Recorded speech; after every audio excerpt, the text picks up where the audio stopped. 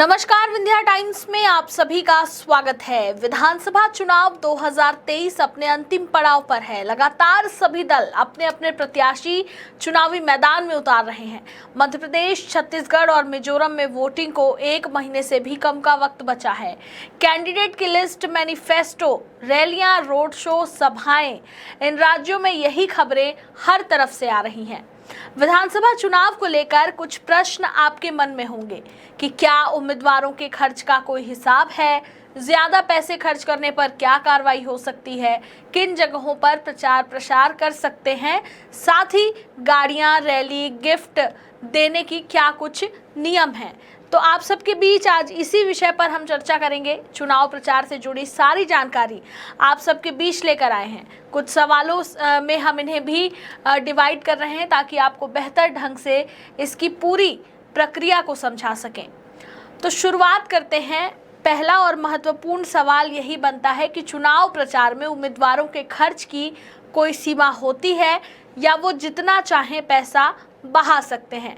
बता दें, बड़े राज्यों में विधानसभा चुनाव लड़ने वाले प्रत्याशियों के लिए चुनाव प्रचार में खर्च की सीमा 28 लाख से बढ़ाकर 40 लाख रुपए तक कर दी गई है। वहीं छोटे राज्यों की बात करें तो उम्मीदवारों को 28 लाख रुपए तक खर्च कर सकते हैं। पहले ये सीमा 20 लाख रुपए तक की थी। उम्मीदवारों के खर्च का हिसाब कौन रखता है और सारे खर्चों को कैसे जोड़ा जाता है? अगर इस सवाल पे हम जाएं तो चुनाव के दौरान उम्मीदवार और उसके एजेंट के जरिए होने वाले हर खर्चे का हिसाब उम्मीदवार को खुद ही रखना होता है। चुनाव परिणाम आने के 30 दिन के अंदर उम्मीदवारों को खर्च का हिसाब इलेक्शन कमीशन को देना होता है।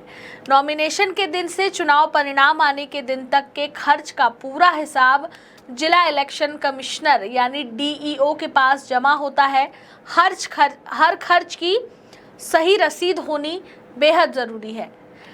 अगले सवाल की तरफ अगर हम बढ़े, चुनावी खर्च का हिसाब नहीं देने या गलत जानकारी देने पर इसके क्या परिणाम हो सकते हैं? तो इसका सीधा सा जवाब है कि कोई भी उम्मीदवार चुनावी खर्च का हिसाब जिला निर्वाचन अधिकारी के पास जमा नहीं करता है तो 3 साल के लिए चुनाव लड़ने पर रोक लगाई जा सकती है। खर्च का हिसाब 3 दिन के अंदर जमा करना होता है। पीपुल्स रिप्रेजेंटेशन एक्ट के सेक्शन 10A में इसका जिक्र है। अगर किसी उम्मीदवार ने इलेक्शन कमीशन को दिए खर्च की जानकारी से ज़्यादा पैसे खर्च किए हैं तो उसे भ्रष्ट माना जाएगा। जांच में आरोप सिद्ध होता है तो चुनाव आयोग ऐसे नेताओं पर 3 साल तक के लिए चुनाव लड़ने पर रोक लगा सकता है। चुनाव आयोग अपने विवेक से कम या ज़्यादा कार्रवाई भी कर सकता है। आपको बता दें, इंदिरा गांधी इसका सबसे बड़ा उदाहरण है। प्रधानमंत्री पद पर होने के बावजूद इंदिरा की संसद सदस्यता रद्द की गई थी। जून 1975 की बात है जब इलाहाबाद हाई कोर्ट में इंदिरा गांधी के निर्वाचन के खिलाफ एक याचिका दायर की गई। इस याचिका में उन पर चुनाव के दौरान सरकारी मशीनरी के गलत इस्तेमाल का आरोप लगा। कोर्ट ने इंदिरा पर लगे आरोपों को सही पाकर उन्हें भ्रष्ट करार दिया। 12 जून को इंदिरा के निर्वाचन को समाप्त करने के साथ ही 6 साल के लिए उनके चुनाव लड़ने पर पाबंदी लगा दी गई थी। अगले सवाल की बात करें तो अमूमन ऐसे दिमाग में ख्याल आते हैं लोगों के कि उम्मीदवार यदि तय लिमिट से ज़्यादा खर्च कर रहा है तो आप कहाँ अपील करेंगे?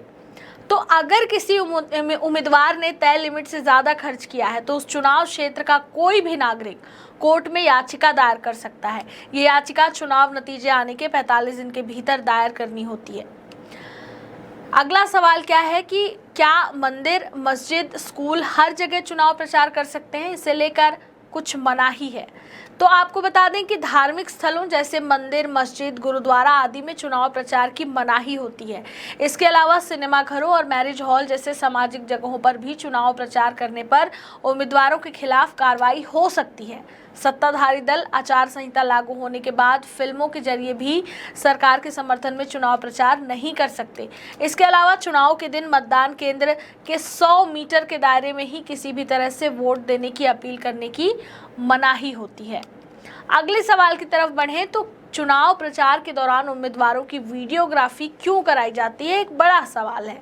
तो स्थानीय इलेक्शन कमीशन के अधिकारी उम्मीदवारों पर नजर रखने के लिए एक वीडियोग्राफी टीम बनाते हैं।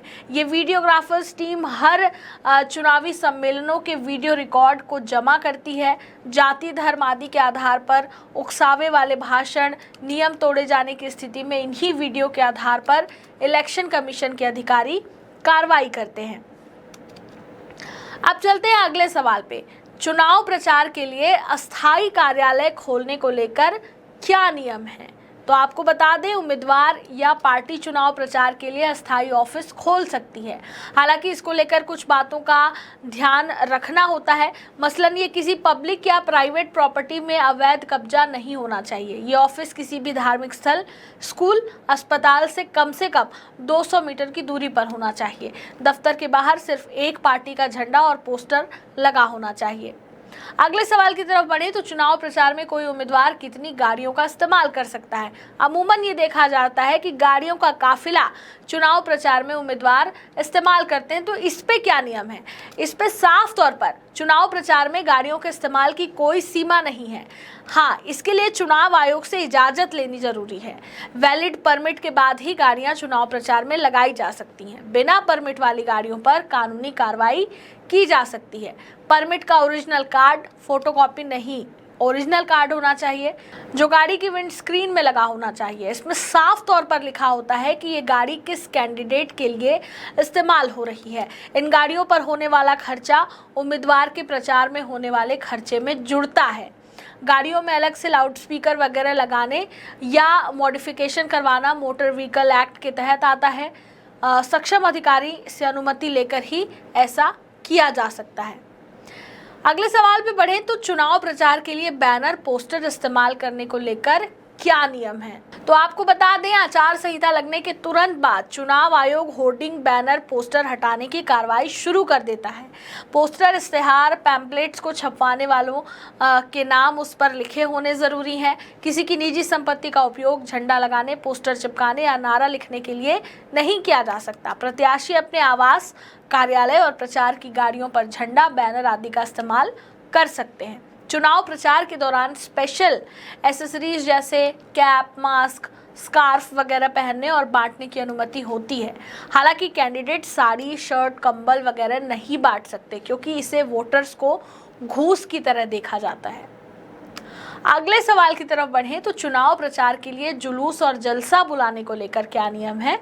तो आपको बता दें कि आचार संहिता लागू होने के बाद उम्मीदवार या दल को चुनाव प्रचार के लिए जुलूस, जलसा व सार्वजनिक आयोजनों के लिए अनुमति लेनी होती है।